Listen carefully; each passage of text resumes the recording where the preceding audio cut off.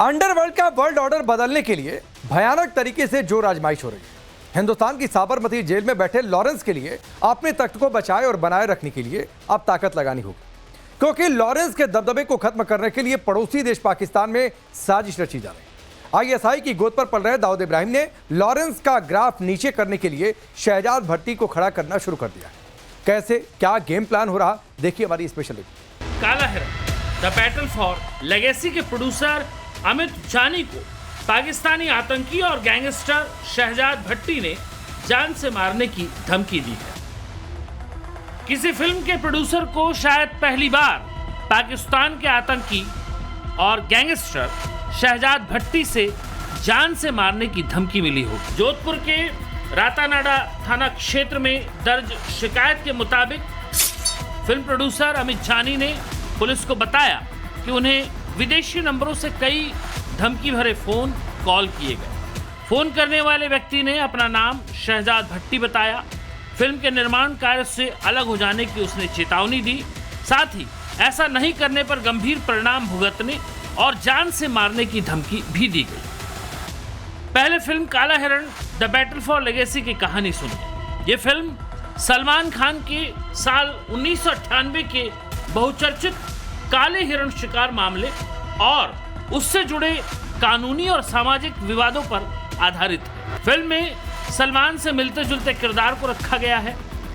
Film में सलमान की गिरफ्तारी और शुरुआती पुलिस जांच को भी दिखाया गया है। फिल्म की कहानी के बड़े हिस्से में कोर्टरूम ड्रामा भी है।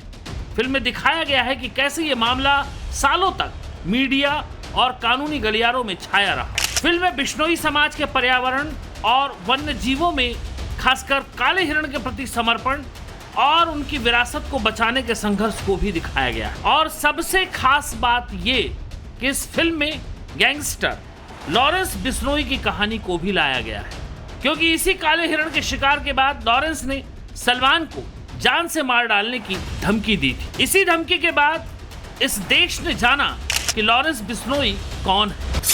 साल 2018 से अब तक सलमान खान को लॉरेंस गैंग की दर्जनों धमकियां मिल चुकी हैं। अप्रैल 2024 में सलमान के घर पर फायरिंग भी करवाई गई।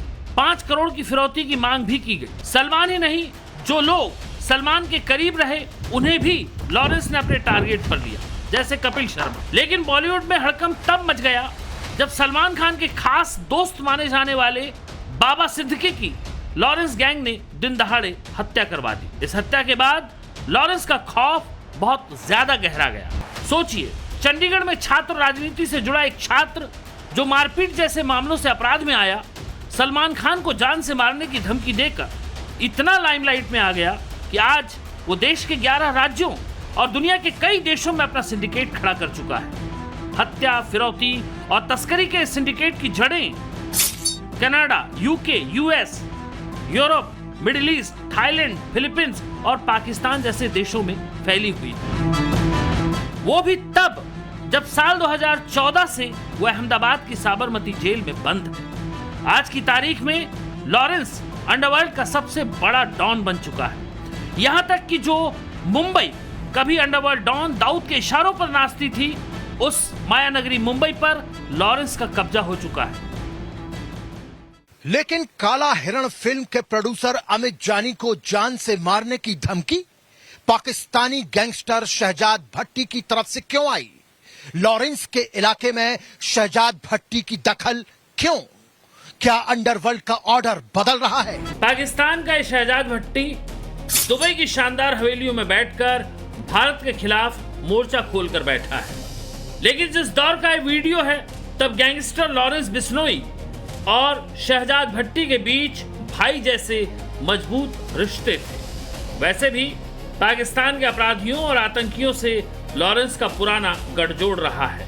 शहजाद भट्टी इन्हीं में से एक नाम था, जो पाकिस्तान और दुबई में बैठकर लॉरेंस के इशारे पर भारत में वारदातों को अंजाम दिया करता था और हथियार सप्लाई से लेकर कई टारगेट किलिंग में भी शहजाद भट्टी लॉरेंस के साथ रहा है।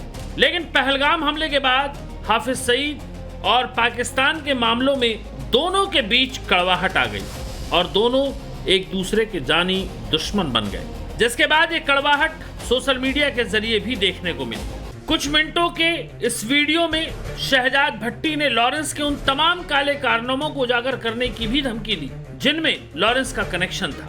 वीडियो के जरिए पाकिस्तानी गैंगस्टर भट्टी ने लॉरेंस से यह भी कहा कि वो पाकिस्तान की तरफ आंख उठाने से पहले 1000 बार सोचे। लेकिन अब यही शहजाद भट्टी गैंगस्टर से आतंकी बन चुका है।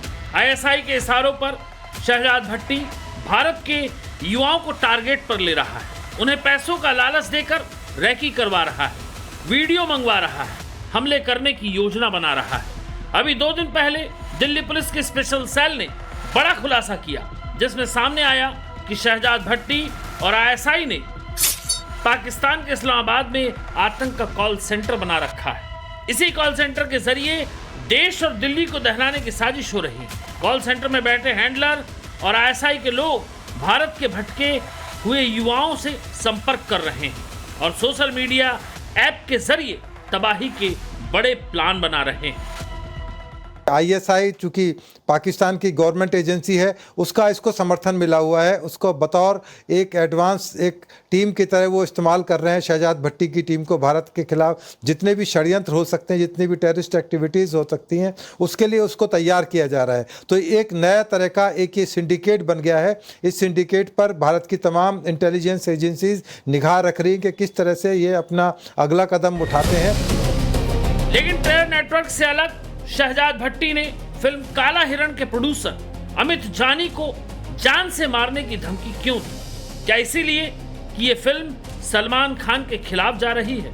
वैसे भी सलमान खान ने इस फिल्म के रिलीज पर रोक के लिए दिल्ली हाईकोर्ट का दरवाजा खटखटाया था, जिस पर हाईकोर्ट ने सलमान को तत्काल राहत न देते हुए सुनवाई 1 जुलाई तक के लिए टाल दी है। अब इसमें शहजाद भट्टी ने एंट्री क्यों मारी? क्या वो इस धमकी के बहाने लॉरेंस को चुनौती दे रहा है कि अगर लॉरेंस सलमान के खिलाफ है तो शहजाद भट्टी सलमान के साथ है? के अंदर अब जो पाकिस्तान का शहजाद भट्टी है, जिसने पहले किसी समय लॉरेंस बिश्नोई से हाथ मिलाए थे, भाई कहकर उसका हाथ थामा था, और जब लॉरेंस बिश्नोई और उसका भाई अनमोल बिश्नोई जो कि अमेरिका से जिसको डिपोर्ट करके हिंदुस्तान की जेल में रखा गया है, अब उनके बीच में एक बहुत बड़ी खाई पैदा हो गई है, खटास पैदा हो गई है, और ये बल्कि कहा जाए तो एक दुश्मनी के अंदर पैदा हो गई है। तो बॉलीवुड के अंदर जो दबदबा किसी समय दाऊद इब्राहिम का हुआ करता था, उसी को कैश करने के लिए शहजाद भट्टी ने अपने कदम हिंदुस्तान की तरफ बढ़ा दिए हैं। वो हिंदुस्तान के आंतरिक मामलों के अंदर बहुत तरह की धमकी, बहुत तरह की बातें करने लगा है। इसलिए जो पावर वैक्यूम हुआ था उसको फिल करने की कोशिश शहजाद भट्टी कर रहा है। या फिर इसके पीछे आईएसआई और बड़े साहब यानी दाऊद का ब्रेन गेम है, जो शहजाद भट्टी के बहाने भारत में आतंक के साथ साथ माफिया वर्ल्ड पर कब्जा करना चाहता है, लॉरेंस के वर्चस्व को खत्म करने और अपनी खोई हुई ताकत को वापस लेना चाहता है। और इसके लिए जाहिर है भारत में खून खराबा होगा, गैंगवार होगा, और आईएसआई यही चाहती है।